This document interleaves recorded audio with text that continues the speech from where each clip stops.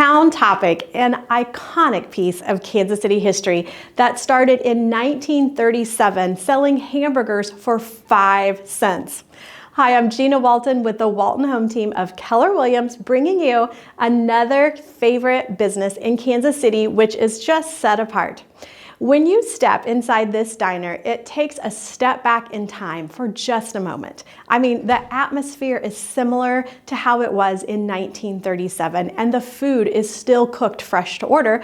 The same favorites are even on the menu. They serve breakfast and lunch with 2 downtown Kansas City locations. So whether a hamburger with fries or their famous chili, make sure to top off the meal with a hand-dipped malt, fresh made pie, or an ice-cold Coca-Cola, the good old way. Look forward to hearing your favorite menu item in the comments below. And for more of our Kansas City favorite businesses and neighborhoods, subscribe to our free newsletter in the description below.